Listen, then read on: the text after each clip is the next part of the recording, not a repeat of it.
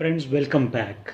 In this video, I'm going to talk about how to attempt IELTS writing task 2 in order to get at least or minimum 6 to 6.5 band in writing.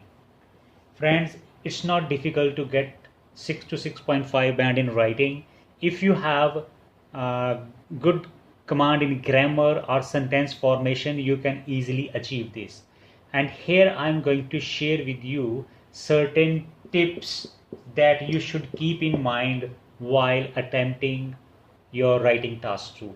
So let's see what those tips are. The first most important thing is, when you get the statement of the task, you should do it proper analysis. Analyze it well means read by breaking the sentences so that you can understand each and every part of your task. Like what is the demand of the essay? This is very important. You understand that what the examiner is expected from you, that what you should write, or what opinion is agree or disagree type, or to what extent do you agree or disagree. If this is agree or disagree type, then either I should go for agreement or disagreement.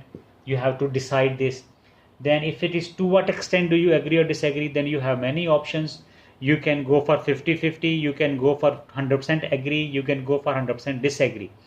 So, and there is another task like discuss both views and give your opinion. So in that case, which side you are going to choose, which opinion you are going to make. So all these things, it should be done at the stage when you are analyzing the task. Means break up of the task and try to understand each and every part clearly. Respond to all parts. Means if the essay is having two parts, like some people say this and some people say that, and discuss both and give your opinion. So in that task, you have three main targets to achieve. You will give opinion 1, opinion 2 on the other hand, and your own. So in this way you are supposed to cover three parts.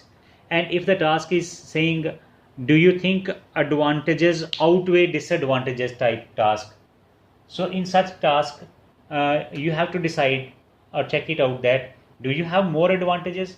If you have advantages more than disadvantages, then you will say that yes, this statement offers more advantages than disadvantages, and you should mention this in the introduction that merits outweigh the demerits. Friends, well planned means half done. So planning is very important. When you reading the statements, there are certain ideas that come in your mind, and most of the students think that these ideas are introduction. No, the ideas that you get while reading the statement, they are not introduction, they becomes body part. That can be body part 1, body part 2. Okay, introduction you have to make, you have to create or design on your own by paraphrasing this statement, and after that you have to write your own thesis statement. So when you read the task, after that spend 5 minutes and think about the various ideas that come in your mind. Just do some rough work and write 1, 2, 3, 4, and then choose the best ideas out of them, about which you can have some logical statements or logical sentences, and then decide about those, and that will be the body parts. That will never be the introduction. Next, the most important step is writing introduction. It's a bit difficult because it requires certain experience and practice. So introduction can be written by paraphrasing, and paraphrasing can be done by using synonyms. You can use some synonyms or any parallel language, means such language which is having same sense like the statement.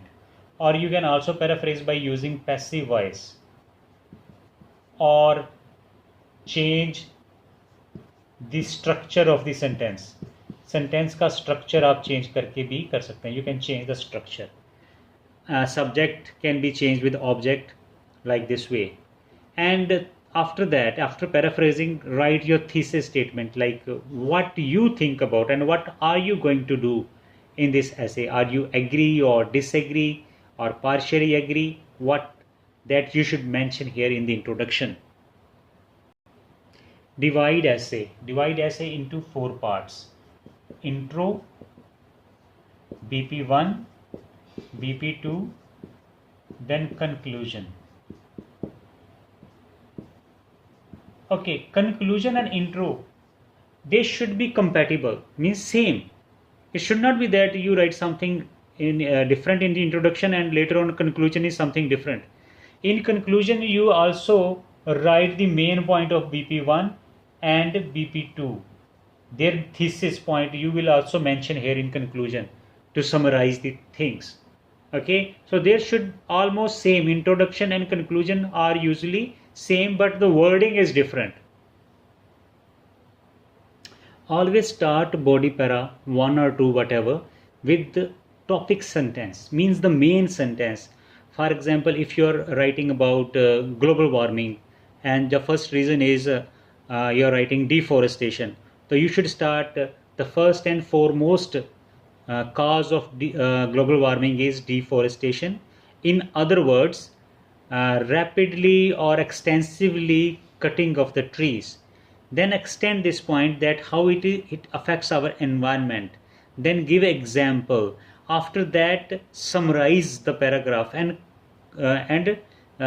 close the paragraph. Therefore, or so, with such kind of words. So deforestation is one of the major cause of global warming in this way. So same you should do with body paragraph 2. Start with topic sentence, extend it, give example, then close it. After writing body paragraphs, two body paragraphs, then write clear conclusion, and for that only use word finally. This is formal word, or you can use to conclude. Using other words, other catchy words, they will decrease your score, like in nutshell, or it has become crystal clear now. Such kind of catchy language should not be written in formal essays. Avoid them. Many students have habit of writing such kind of sentences, so avoid them. Finally or to conclude, they are the two better phrases to write. If it is possible, you should use formal vocabulary. So writing word like keep, instead of writing keep, you should write maintain. This is better formal word. Instead of writing kids, you should write children. Instead of writing mom and dad, you should write parents. Okay, so they are the formal words. And after that, uh, passive language, that is important. Do not use simple sentences. Make a variety of sentences in your essay. That could be passive voice, means is, am, are, was, were plus third form, means helping verb plus third form. That is called passive voice. Use them. Helping verb plus third form, if they will become passive. Then use complex sentences where you can make use of because, since, although, though. They are they raise the standard of your essay. And also use, if it is possible, a conditional sentence like using if and then present indefinite tense plus future indefinite, they become conditional sentence. Use formal linking words, just like despite, however, nevertheless. They are strong linking words. Use them. Furthermore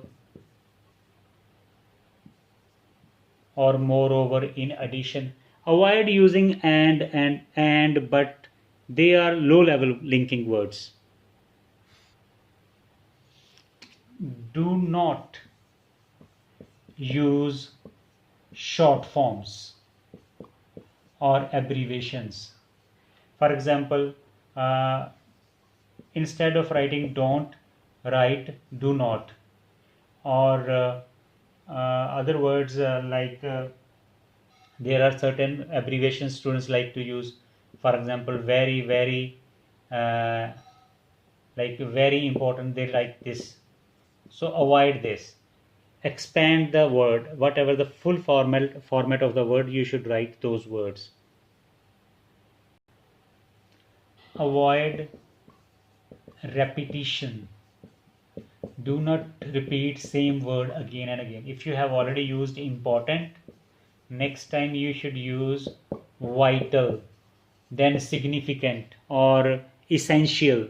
So check it out, that are you repeating same words or you are using variety of words.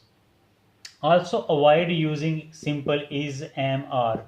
Use verbs, strong verbs instead. Okay, that will make your standard of writing higher. The last suggestion is write clear. Some students have a habit of using S and R the same. R is actually like this. They write V and U same. U should be round in shape like this. So I mean to say that they should use their letters properly and clearly, so that examiner should not face any difficulty while evaluating your task. So good luck. Thank you for watching this video, and I pray to God that you should get your 6.5 or 7 band.